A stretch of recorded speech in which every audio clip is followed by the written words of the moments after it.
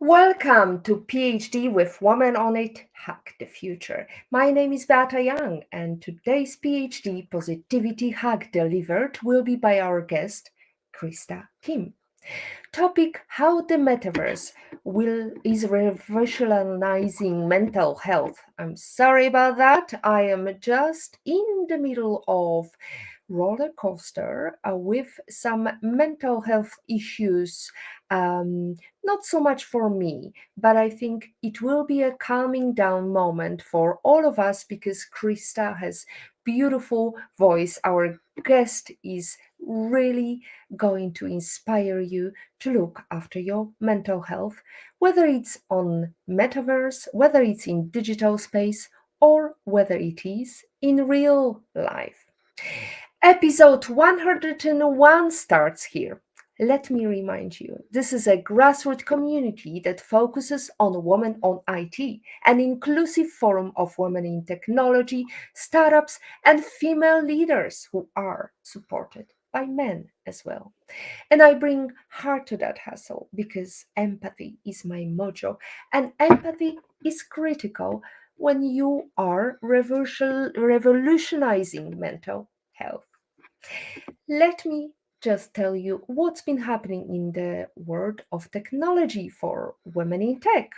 Congratulations to Rupal Tanavala for winning the 24th annual TechPoint Mira Awards 2023 in downtown Indianapolis last Saturday. May you continue to inspire others.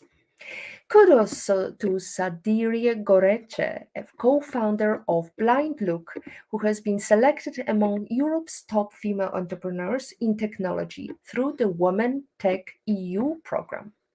Now let's go back to our topic, how the metaverse is helping with your mental health.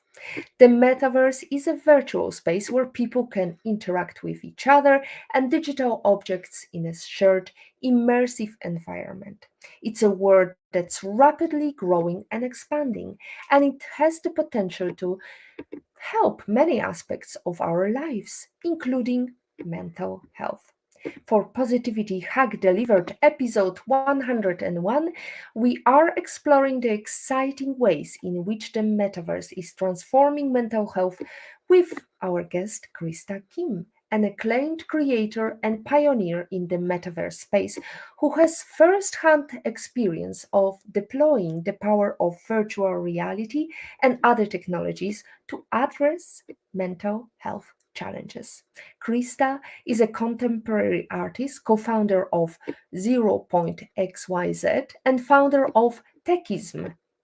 Whether you're already familiar with the metaverse or just curious about its potential to transform our well being, this episode needs not to be missed. Join us, ask questions, talk to us, whether today or whether sometime in the future, digitally or in real life. Krista, let's start with a simple question. As I said, I'm in the middle of Poland because I had to attend family emergency. And how about you? Where in the world are you today? I'm based in Los Angeles, and big heart to you. Oh, fabulous. I love that color of your nails. Thank you. So, speaking about metaverse, speaking about virtual world, we can talk to each other. We can discuss our color of nails, and we can connect via this virtual space. Um, Tell us what attracted you to metaverse. Well, it was during the height of the COVID crisis when I started to daydream about creating my dream home. And I wanted to visit this home in virtual reality because everyone was under global lockdown. And so I started to create this house, the Mars house, in Unreal Engine 4.2 at that time. That was the latest version of Unreal Engine, which is a gaming developing platform for creating high resolution, um, installations in virtual reality. And so through that process, I was able to integrate my artwork, which is part of the architecture. The ceiling and the floor are integrated with my gradient video artwork. In the back of behind me, you can see one of my algorithmic paintings. What I do to create the videos is I create a series of paintings that actually are animated and they generate into one another with healing sound frequency music. And so it becomes an experience of Zen. And I'm always fascinated with how light and sound alters the brain and can create a Zen state of consciousness. So I integrated on the ceiling and the floor of the design of the Mars house my video artwork, and I was very happy with the result. And so it was in March of 2021 when I decided to mint it as an NFT and sell it on the Super Rare platform. And it became a global sensation because it sold for a record sale of 288 ETH. That's equivalent to 500,000 US dollars. And it was a very interesting journey. And ever since that moment, that was when I understood that the technology of blockchain and NFTs allows you to attach value to a digital asset. And those digital assets can be the deed to your home. It could be a 3D file. It could be a JPEG. And going into the future, it will become 3D digital assets that are powered by AI.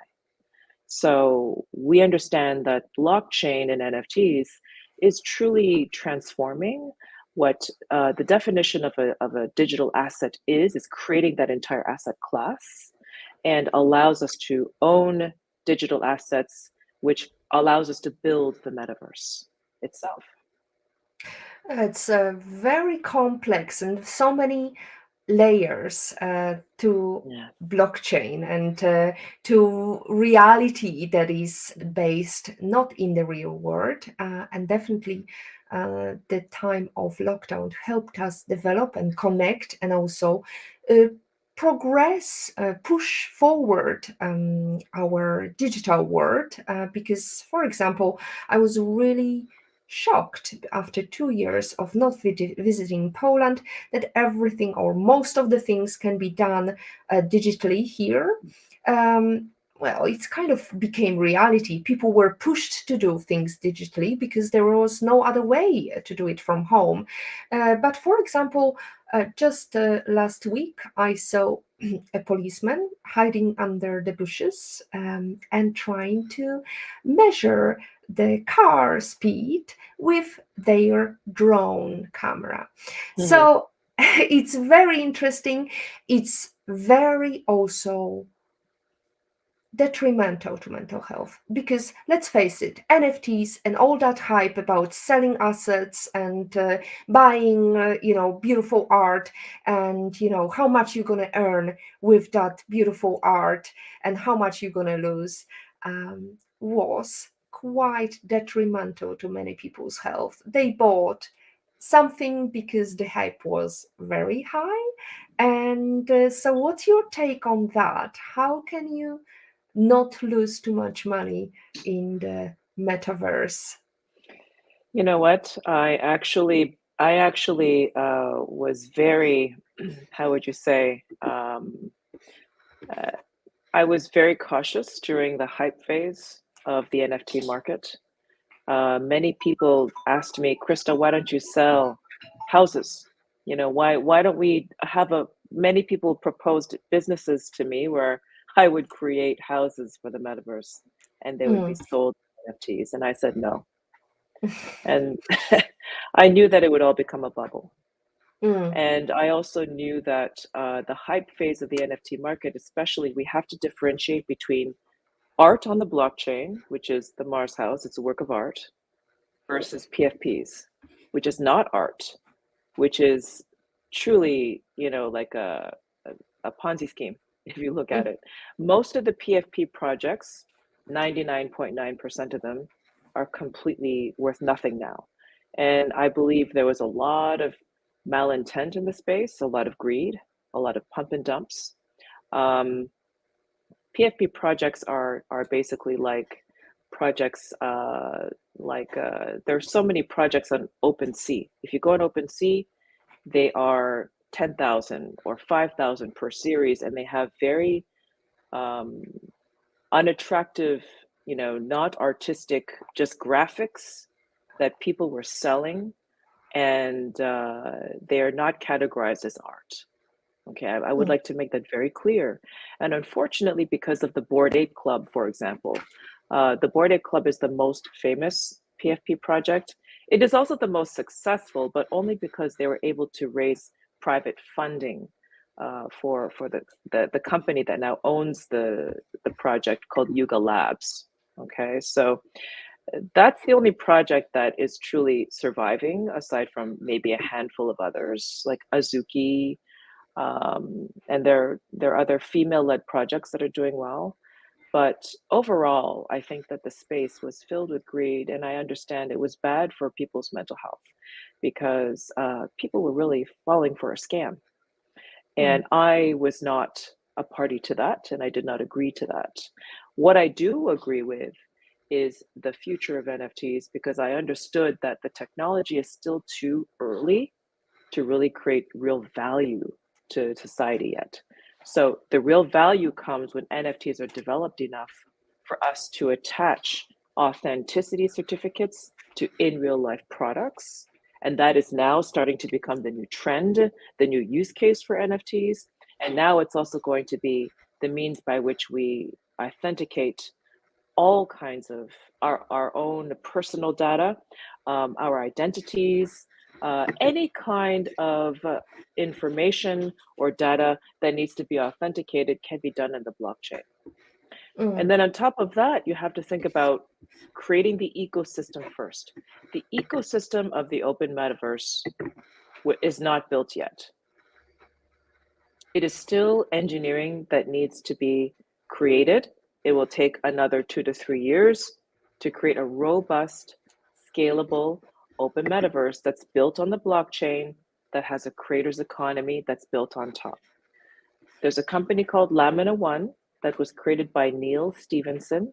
Neil Stephenson is the author of Snow Crash, which is where he actually created the metaverse itself. So this company is creating the protocols of the open metaverse on Avalanche blockchain, and that will allow creators to create on the layer 2 on top of Lamina One projects, metaverse projects that they create that are basically also in the blockchain, so that every creator is remunerated for every sale, license, or service that's provided. You could be creating objects for sale, or you could even provide services in the open metaverse as well and be remunerated immediately on the system.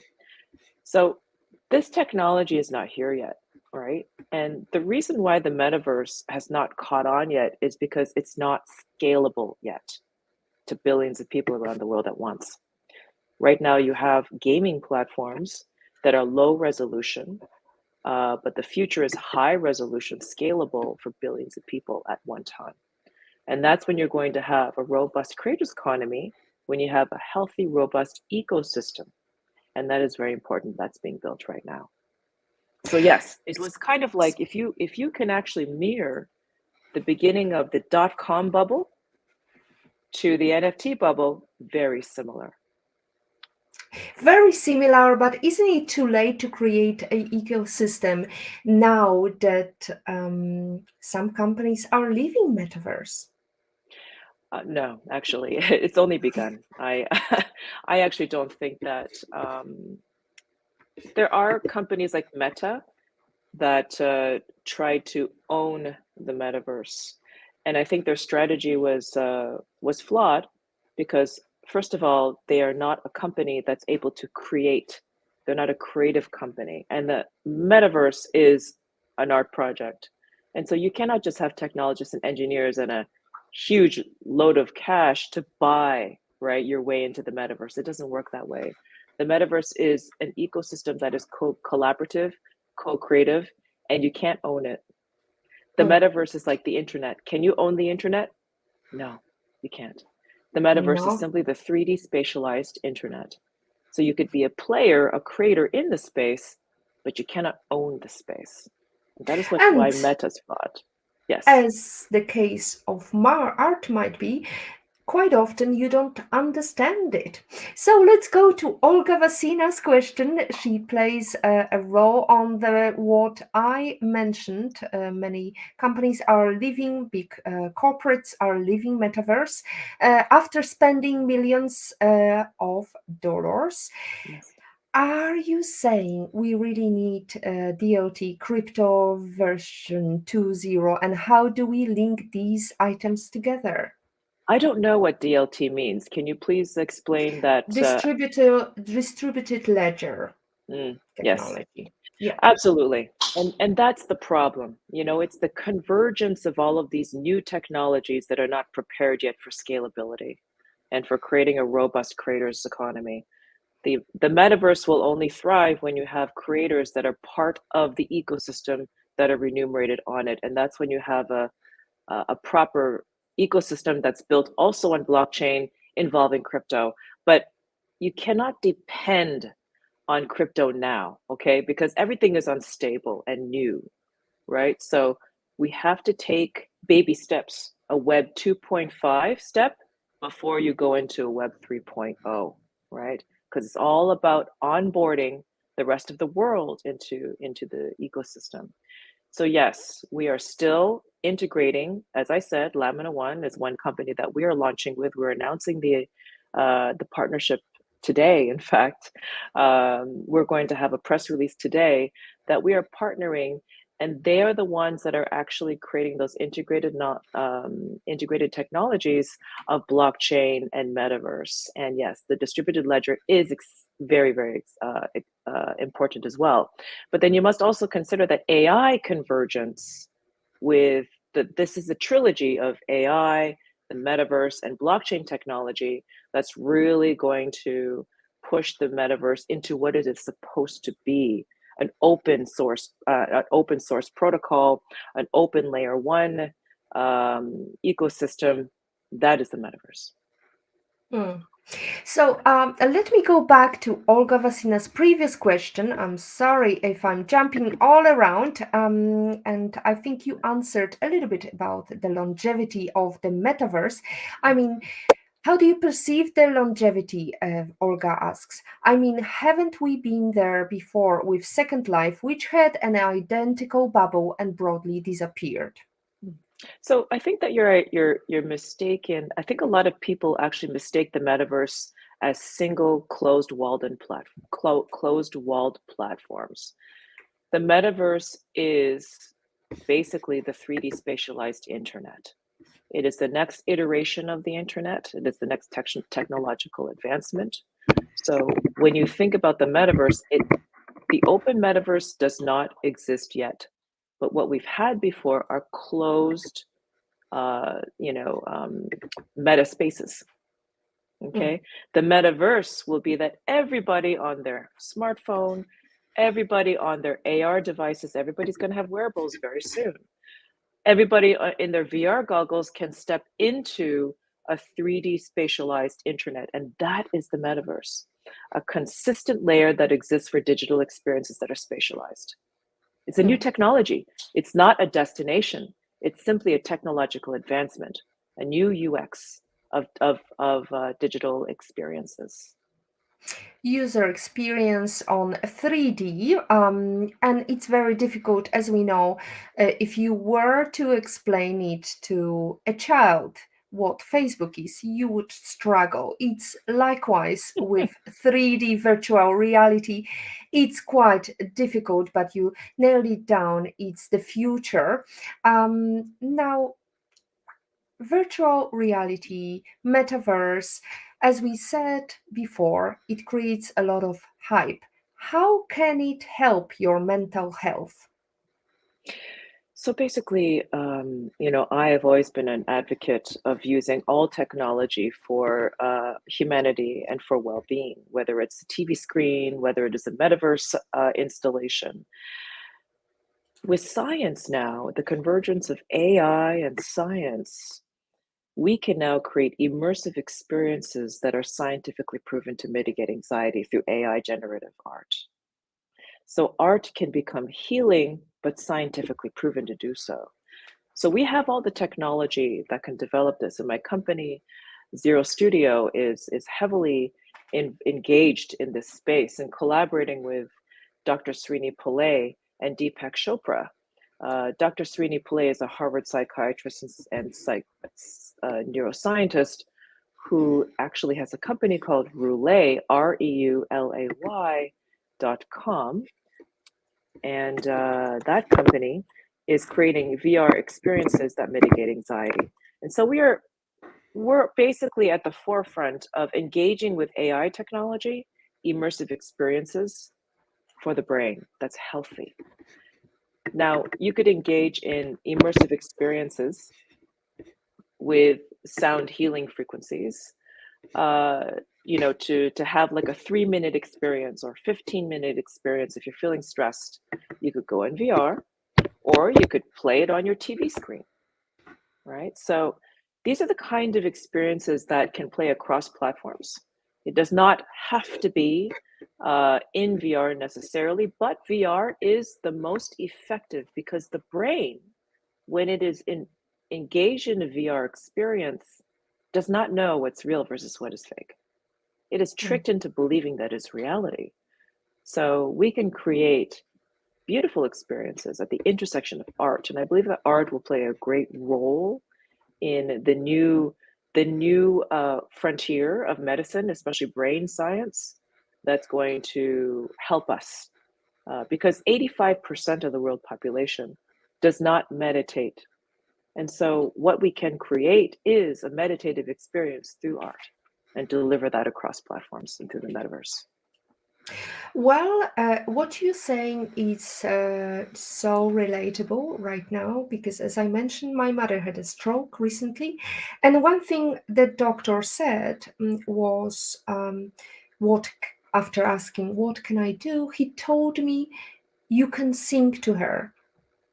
So art is definitely playing a huge role. I took some albums to her, but with her ADHD, it's very difficult to get her focused. So singing definitely helps, and I can see, in Metaverse you can create a choir, and you can do karaoke, and so many things that can help our mental health. Now, what else can be done with Yes. metaverse in terms of virtual reality, in terms of virtual art gallery? Tell us. Well, I actually believe that, we are going to see a real advancement in providing medical services through VR. I believe that with the senior population that's growing, the baby boomer population is becoming, our elderly population now, and it's a very large portion of the entire world. And so I believe that this population can be better served through visiting their doctor and getting actual treatments and diagnostics through VR in virtual clinics instead of going to a hospital, which is actually very stressful and risky place to be for people of this age group. And the second Mhm, thing is right now we have a loneliness epidemic. Okay, mhm, so the loneliness epidemic is causing the highest rates of suicide amongst young females, especially, and young males in history. We have the loneliest, most depressed, and most anxious population in human history. And that's a global phenomenon. And so, universally across the world, we all can recognize, especially post COVID, that mental health is a crisis around the world. And a lot of it also has to do with loneliness, and loneliness that is brought upon us through our digital devices, through social media, and the negative effects on our mental health collectively. Children who are born into the social media age are the ones that are suffering the most. And that's because they are not brought together by the algorithms. Uh, yes, we are connected more than ever through our digital devices, but as a humanity, the human connection is lost more than ever. And so, what we need to do through the metaverse, what we have the opportunity to do, is to connect with our avatar, first of all. And the avatar can be a mechanism for mental health, visualization of your ideal self. and going through mental health journeys with other people as avatars, coming together, having a human connection. And you will be surprised that when you connect with other avatars in the metaverse, it is a spiritual experience. Human consciousness and the power of love and humanity transcends into the metaverse, and it can become a digital experience. And that is a new phenomenon that I'm sure will become a new science going forward. The idea of becoming a meta human and the positive effects it can have when you create beautiful worlds that are safe, that are, built for compassion, where people can come together, not feel lonely. They could actually feel less inhibited to share their stories and to feel a sense of healing and community that we do not have right now in Web 2.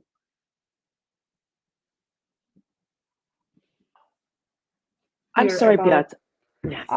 can you Yeah, hear I can hear me? you now. Yes, I can Okay, hear you. I can see one threat to this ideal world, which is the real world is not quite ideal. So when you visualize yourself as this beautiful, spotless, no wrinkles person, and then you look in the mirror, it may not be so beneficial to your mental health. How to avoid that? We can actually create a more realistic avatar, right? Of who you are, an actual realistic depiction of you. And I think that you don't even have to look like a female. You could be a dolphin. You could be anything you want to be. I don't think that when you create an avatar, you're actually comparing yourself physically and creating these idealistic uh, physical attributes to your avatar. I think that it's more about expressing who you want to be, right? And if you're connecting your biodata to your avatar through your heartbeat and through other levels of information from your biodata that's connected directly to your avatar, then your avatar can actually become a diagnostics tool and actually reflect the improvements that you're making in your health in the beautification of your avatar and the expression of your avatar. And I think we can have wings. We can basically be riding a horse. We could do anything we want with our avatar, truly. And I think it's more of a creative exercise that is healthy, because the more people become creative and visualize positively who they want to be, I think that it could be a really positive experience for people. I think one of the roles to play for society is also change of mindset. As we know, there are so many people now coming out of the closet thinking, it's time is up. It's really, I want to express myself the way I am. And, it communities catch up on that. I think it takes a lot of time in some spaces, some universes, whether it's metaverse, whether it's a real world. But what's the role of communities as a sounding board, as a policing board in the metaverse? I think that basically it's when you start, I think there's a lot of testing and learning that has to be done in the space. And I think that what we do is you create, for example, with Dr. Srini Pillay and with Deepak, we want to create programs for groups of people that are powered by AI. And so they have an AI intelligent avatar that leads people through certain parts of a program, a multi-step program over 5 days, for example, 3 to 5 days. And you go into experiences that are programmed, that are led, okay? And so they're controlled, they're led through programs, led through lessons. And these activities are activities that are following, you know, really sort of traditional psychology, therapy practices that are, applicable to a metaverse environment. And so by creating these immersive experiences with groups of people, that's also powered by AI and monitored by AI. So AI is curating the space, AI is also controlling and curating what is allowed to be shared in the space as well. I think protecting people from negativity, protecting them from violence or abusive language or anything that would create stress and anxiety in the space will be completely controlled. And so that is the beauty of what we can do.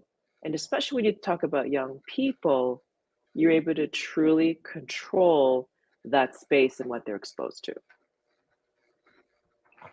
Well, I'm glad that you're convinced that we can truly control the space, the virtual space, and we can get rid of the bad actors in the virtual reality or metaverse or online. Um, However, let's go into the question from IPOV, which would be personally my husband. Interesting points, says Patrick. The corporate idiocy of Meta in top down design for the metaverse was a silly move. The addition of provenance has always been a key. Blockchain, DLT, advantage, distributed ledger, advantage, or separate blockchain providing databases. Now, if the mind can be tricked by VR, does this pose problems or issues for our liberty? Even nefarious governments seeks to control us. Yes, the answer is yes. So I think that when we consider how we should move forward in this new age of acceleration and the power of AI and VR as a manipulation machine that can be used for nefarious reasons, we must start at a foundational level of how we can actually protect ourselves. And the number one thing that we should do is we should create a charter that recognizes that data sovereignty is a human right, and this should be recognized by the UN. And I believe that once we have that recognition of data sovereignty as a human right for all, then we can start creating a foundational level of creating blockchain systems, of creating digital identity in the blockchain that is recognized by governments as well. I mean, you can create a parallel system that does not require government recognition, but I think that it would be very beneficial for every citizen of the world to be recognized by the government and have their own self-custody data sovereignty. And I think that once you start with that, then you can also create AI agents that are built to protect and identify and authenticate what we create, identify our digital identity, and protect it from AI insurgency. And then, of course, when you create that layer of protection for every human being on Earth, then you can actually face forward into what we are experiencing. And if we are experiencing any kind of content, nowadays there's going to be a lot of deep fakes. If you look at the next 2024 election, you're going to see a lot of AI manipulated content where people will not know what is real versus what is fake. And that's very dangerous. And that's where I believe there should be government policy in place to actually force people to say what is real in what they present to the public versus what is not real. And as an additional layer, I believe that AI can be used to actually determine, if you have an AI agent as when you're actually looking at content that tells you statistically where the source of this information is from, whether it is AI created or not, whether it is authentically from a government or it could be from illicit sources. The source of the information is important, and whether or not AI has been involved in the creation of that. So AI can be used as a tool for us as individuals, AI agents, to help us see what's real versus what is fake. Well, you mentioned governments, and it's quite interesting because I read it with excitement. The fact that U.S. court decided against AI-generated pictures to copyright them. So basically, anything that you create using AI cannot be copyrighted.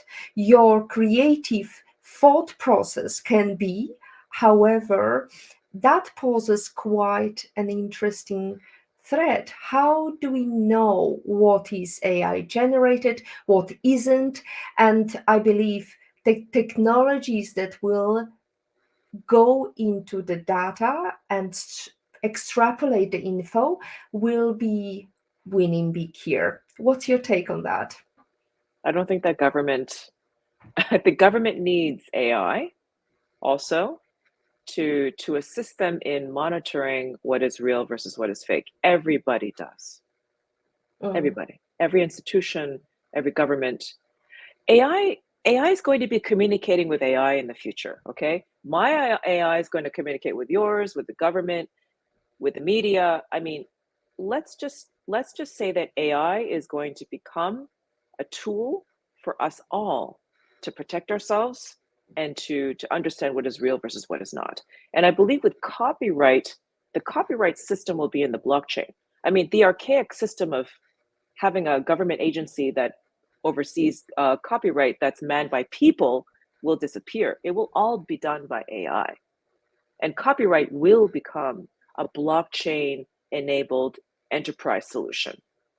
So Mm. all of that's going to be automated, right? So when we create anything and it's a blockchain powered by AI, that means if I create something in Mid Journey, someone else creates something in Mid Journey, I believe that we need to have a system that reads that data real time.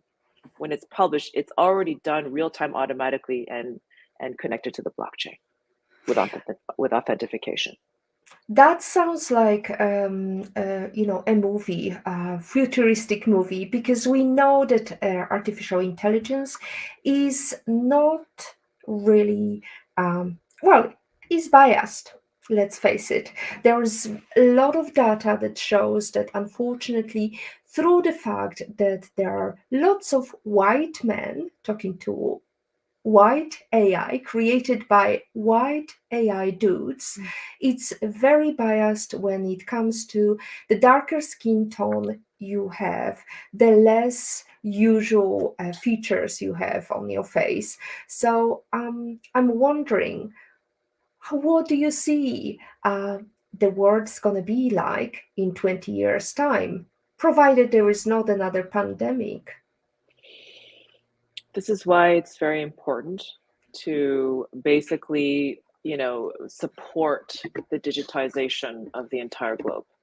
Digital access, support the access of people all over the world to this technology. AI will be used as a way for us also to store our knowledge, right? Our cultural knowledge, the rich heritage of every culture will be stored in AI and presented through metaverse technology. This is the future where we are going to be creating a huge corpus of human civilization that's recorded in the blockchain through AI. And I think we must basically support and enable people of all races around the world to participate in the acceleration of this technology. And I understand, yes, there is a bias, obviously. There is. And I believe that we just have to be aware and just support that this technology is also inclusive. And I think that a Web3 model of inclusivity is the way to go. I think that having closed AI systems is not a good thing. I think open AI is more of a, how would you say, a noble effort and a more humanistic, inclusive model. So I am very wary of corporate centralization of the technology, absolutely. And that's only going to make it worse. The bias is worse. So having open AI systems that are integrated with Web3 is the answer. Fabulous. As we are coming to towards the end of our show, I mean, we have still a couple of minutes left. If you have any questions, please use your time wisely. Krista is in front of us. She's very busy lady, changing the world, and I love it. You have efforts to create a better metaverse. Now, as we know, social connection is a very critical component for our mental health. It's been mentioned during our topic of discussion. We discussed similar topic, how video games can be beneficial to your mental health, with Dr. Rachel Coward, and she talked about the social connection as a number one benefit of using virtual reality. Now, Krista, as one of few women on the metaverse, why would you want to see more women? Because you're also preaching to have more female participation in the metaverse. More compassion, Mm. more empathy. I think that the female energy in the space is very important because we are the ones that bring more humanity into the space. And as mothers, I have children. I have two teenagers, ages 13 and 15. I'm very cognizant about how this technology is going to be developed in the future. So the current protocols, and the reason why I'm involved in the space is because I want to be heard. I want a seat at the table, and I want this technology to be developed for the sake of humanity.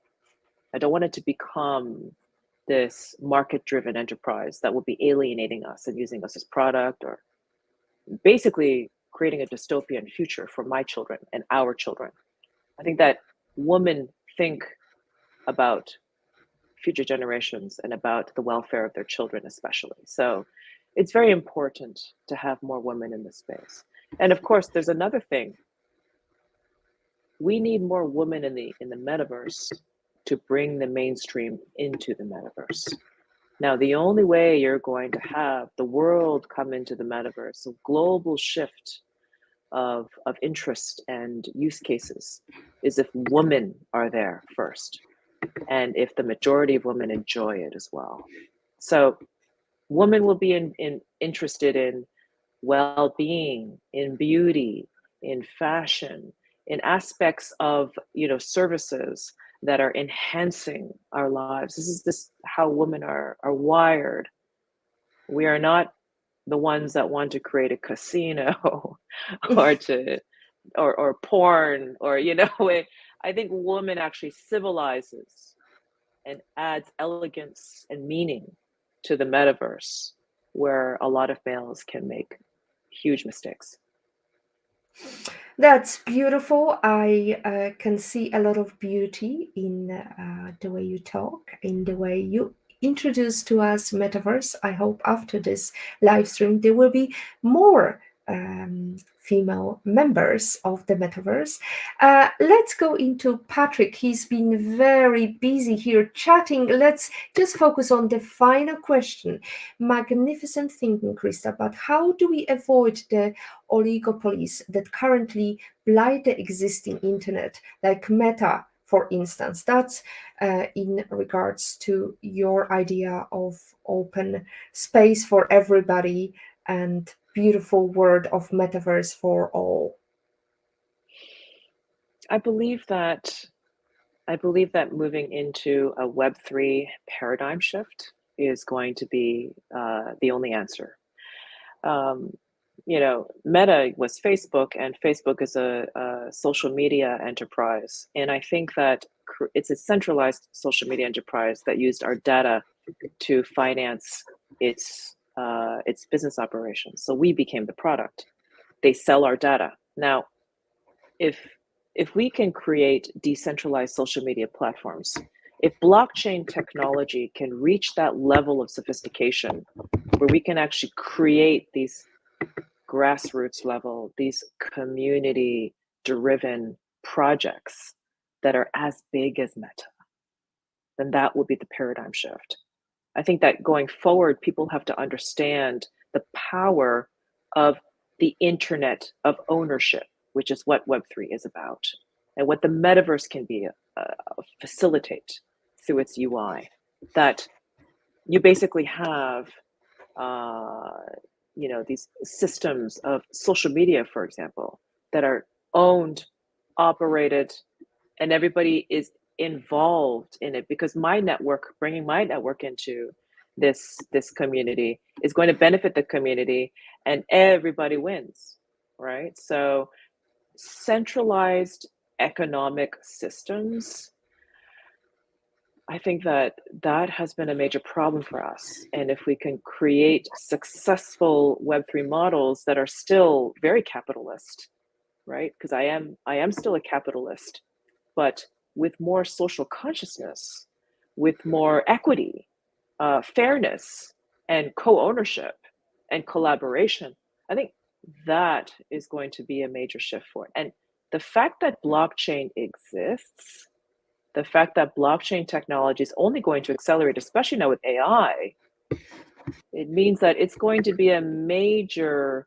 competition to Web2 companies going forward. So decentralization is not only an ideology, or a vision of how economic systems can exist, or even political systems. It is a technology, right? So we will see how things unfold, but I predict that there will be much more decentralization moving forward once we have successful models built upon the strength of the technology, and the technology is still very early. So That's a perfect time to segue into the quotation by Matt Mullenweg. Technology is best when it brings people together, especially, let me add, people who bring empathy, because empathy is my mojo, and empathy is critical when you're building an ecosystem, whether it's digital ecosystem or whether it's face-to-face ecosystem. And now, Krista, as we are heading towards the end of our show, tell us about your new exciting project. I mean, you're focused on mental health, you're helping more females get into the metaverse. Tell us, what is Krista all about apart from metaverse and art? Well, right now I am participating in museum exhibitions globally. Currently, I'm in an exhibition in Rome called the Metaverse Hypothesis at Palazzo Cipolla Museum. Go and check it out if you're in town until July. I'm also going to be participating in a show right now in Sanya, China. It is an exhibition until May the 4th, showing another meditative installation.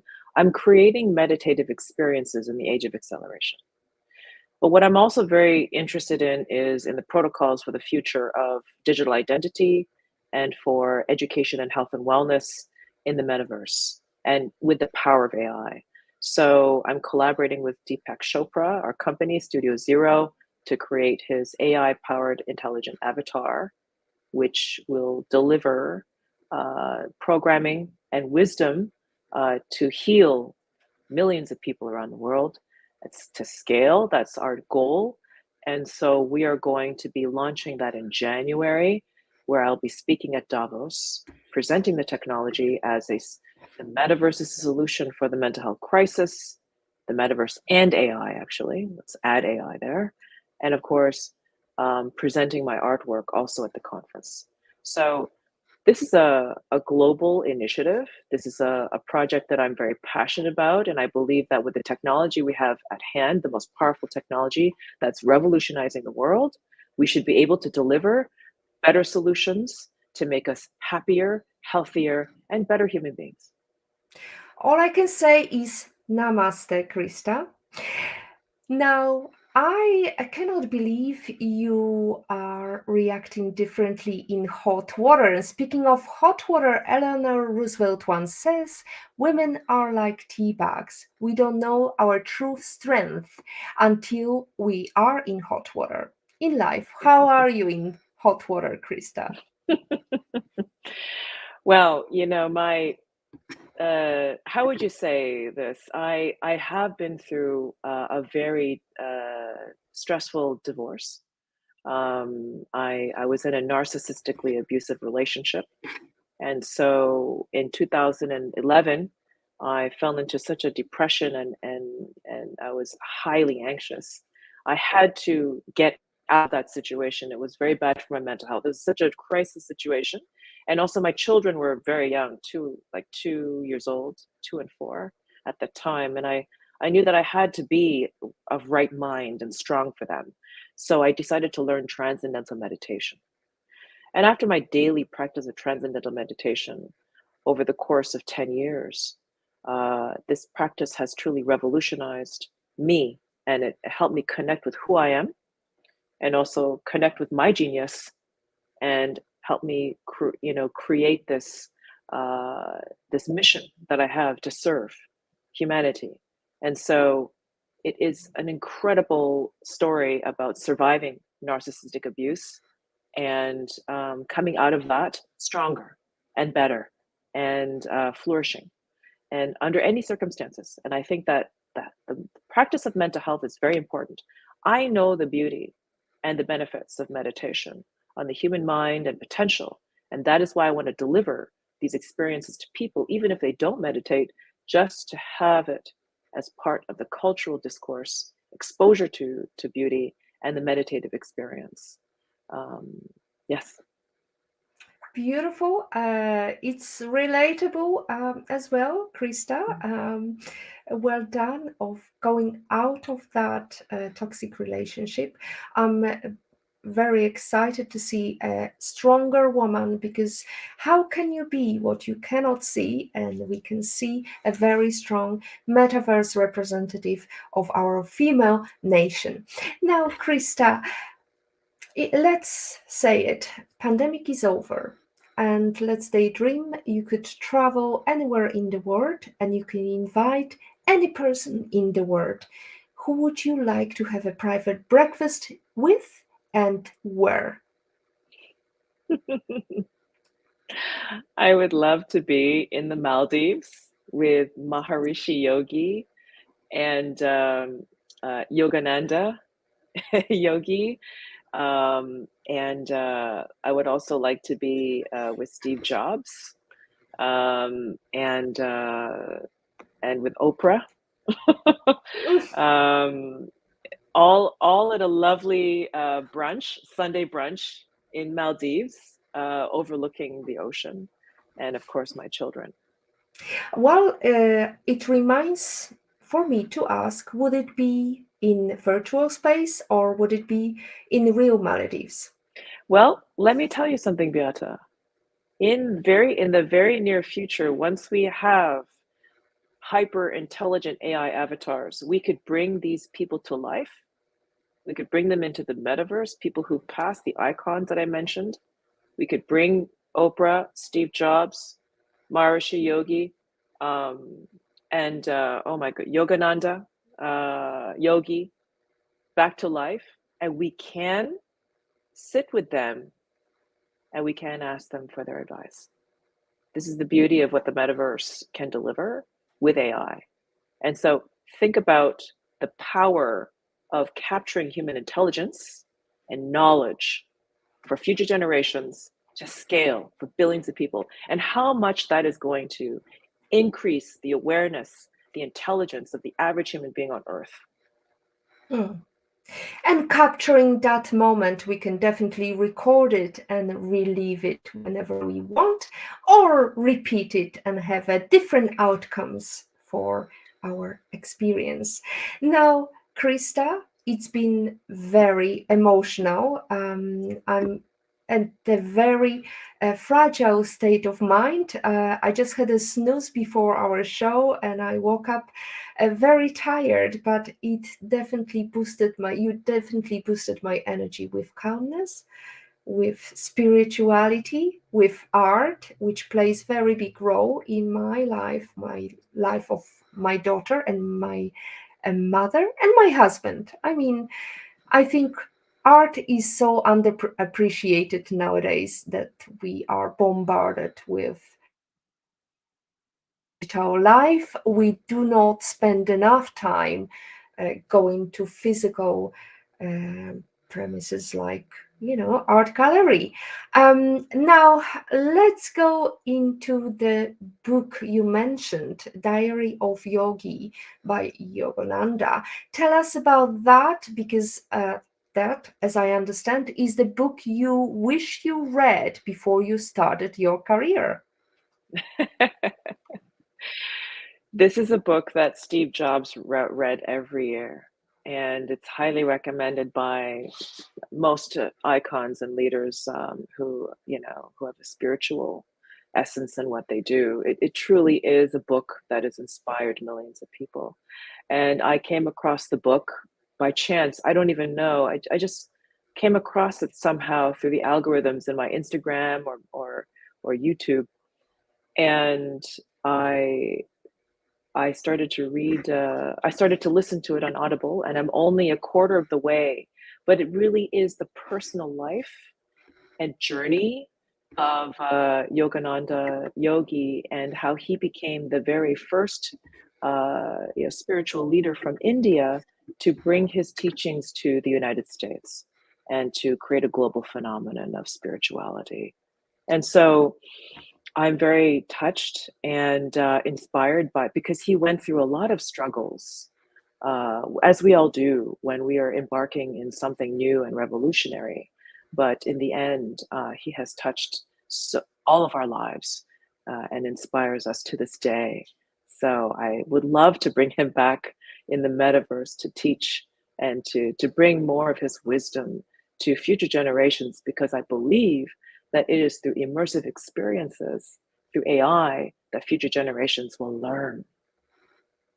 I am mindful of the fact we are time constrained, and definitely we will see more of Krista hopefully in the digital space. And if you want to catch up on her artistic work, you can definitely do so on your website. What's it called?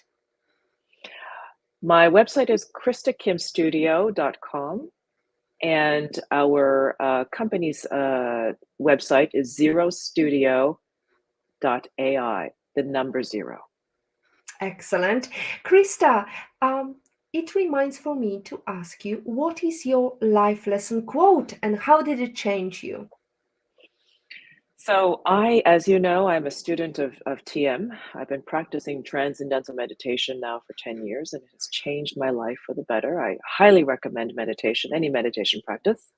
TM has been extremely instrumental in helping me become a better person, become who I am and healthy.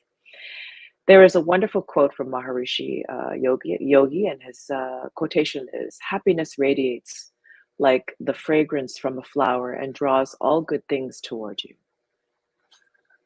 So the daily practice of meditation basically affects your energy to the point where you begin to attract good things into your life. And I have experienced this first time. It's almost like, I don't like to use the word manifestation, but I believe that there is an element to that, where your composition, your consciousness, your energy, that it radiates positivity when you have a spiritual practice and you're managing your mental health and you're in balance with the universe, and good things come to you. You attract amazing people into your life.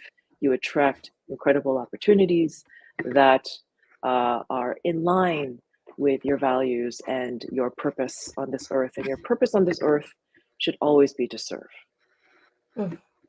Beautiful wrap up. I can only say that's it from episode 101 of Positivity Hacks Delivered Livestream.